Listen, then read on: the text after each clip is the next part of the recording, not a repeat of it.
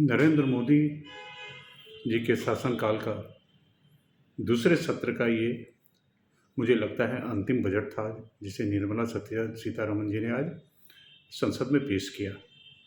अंतिम बजट मैं इसलिए कह रहा हूँ कि अगले साल 2024 में इलेक्शन है और इलेक्शन के साल में कोई बजट पूर्ण बजट नहीं पेश किया जाता, तो अंतरिम बजट अगले साल आएगा।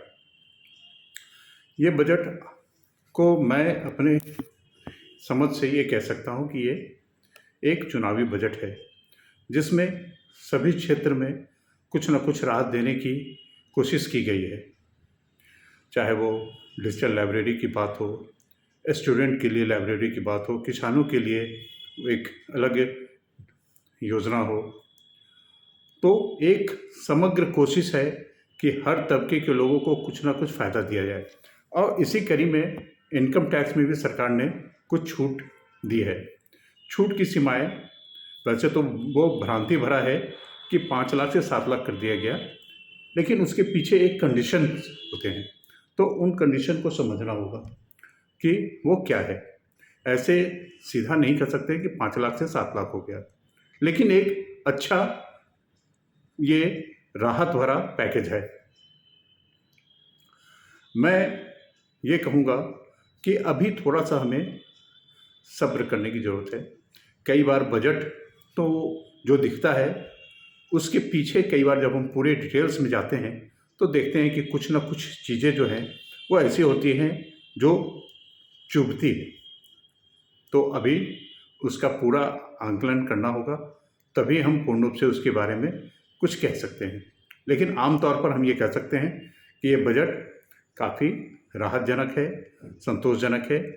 और जो कुछ चीज़ों पे, मोबाइल पे और डिजिटल सामानों पर जो छूट दी गई है, तो जब आपके पास पैसे बचेंगे, जो आयकर देने के बाद जो पैसे बचेंगे, जो आपके पास सरप्लस होगा, वो पुनः इन्हीं मार्केट में जाएगा। आप कुछ चीज़ें खरीदना चाहेंगे और जब आप चीज़ें खरीदेंगे तो अप्रत्यक्ष कर के रूप में, मतलब इनडायरेक्ट टैक्स जीएसटी के रूप में वो पैसा पुनः सरकार के पास वापस जाएगा। लेकिन फ़ायदा उसका क्या है कि आपके पास एक सामान खरीदने की क्षमता बढ़ेगी।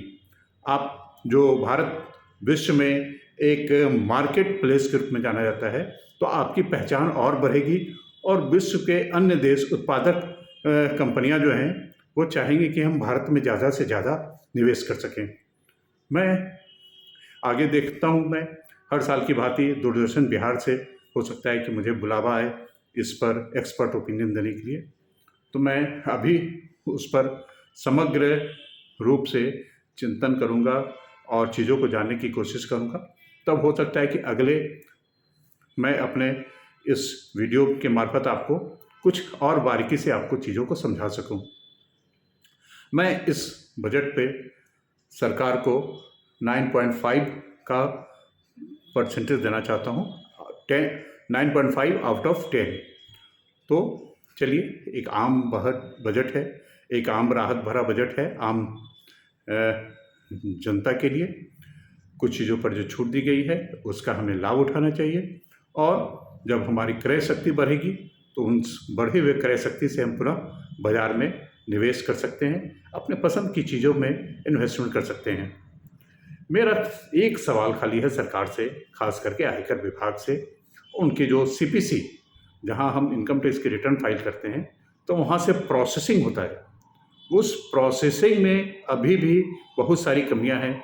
अनावश्यक रूप से बहुत सी चीज़ें ऐसी आ जाती हैं, बहुत सी चीज़ों पे इस तरह से टैक्स लग करके आ जाता है कि आम करदाता को, आम प्रोफेशनल को उसमें परेशानी हो रही है समझने में, समझाने में। चूँकि अब फेसलेस है, तो फेसलेस होने का मतलब यह है कि किसी भी आयकरदाता को या प्रोफेशनल को आयकर विभाग जा कर के उन चीज़ों को समझाने की ज़रूरत नहीं है। आप उसे इंटरनेट के माध्यम से, इनकम टैक्स के पोर्टल के माध्यम से, या उनका जो गिरहान सेल है उसके माध्यम से, या उन सब चीज़ों से भी अगर आपको राहत नहीं मिला तो सीपी ग्राम जो प्रधानमंत्री का पोर्टल है गिरहांसों के खिलाफ में, सभी विभाग के लिए है, उस पर अंततः जाने के बाद कई बार राहत मिलती है। सीपी ग्राम बहुत अच्छा काम कर रहा है, लेकिन मैं ये चाहता हूँ कि सीपी ग्राम तक ये शिकायतें ना पहुँचे, उसके पहले ही इनकम टैक्स का जो गिरवान सेल है या सीपीसी, जहाँ भी कोई डाउट क्रिएट होता है, डाउट का ऑब्जेक्शन किया जाता है, उसे रेक्टिफिकेशन के माध्यम से सुलझाया जाए। जो टैक्स किसी के 26 एज पर दिख रहा है, उसका ऑटोमेटिक जो है वो एडजस्टमेंट हो, ताकि अननेसेसरी विभाग को भी और आयकर दाता को भी और आयकर प्रोफेशनल्स को भी वो लिटिगेशन में न फंसना पड़े, समय की बर्बादी ना हो, मैन पावर का बचत हो, हर तरह से, विभाग का भी, आयकर दाता का भी, प्रोफेशनल का भी। तो मेरा ये सुझाव है माननीय वित्त मंत्री महोदया से और आयकर विभाग के सीबीडीटी से, सीपीसी से, कि वो चीज़ों का मिलान 26S टीडीएस का जो पोर्टल है उसमें करें, और जहां भी उन्हें लगता है कि सीपीसी द्वारा कुछ गलती कमजोरी रह गई है, उसे स्वतः सुधार कर दें, ताकि समय की बचत सभी के लिए हो। नमस्कार, मैं पुनः आपके बीच आऊँगा और आपको इनकम टैक्स और अन्य चीज़ों पर इस बजट में जो प्रावधान किए गए हैं उसके बारे में आपको बताऊंगा। तब तक के लिए आप अगर संतुष्ट हैं तो इसे सब्सक्राइब करें, लाइक करें और बेल आइकन को दबा दें, ताकि मैं आप तक चीज़ों को रख सकूं। और अगर आपको कभी प्रश्न है मेरे इसका, तो आप प्रश्न पूछ सकते हैं। आपके प्रश्नों का 100% जवाब मैं देने की कोशिश करूंगा। मैं जगदीश कुमार, आयकर अधिवक्ता, बिहार, पटना। धन्यवाद।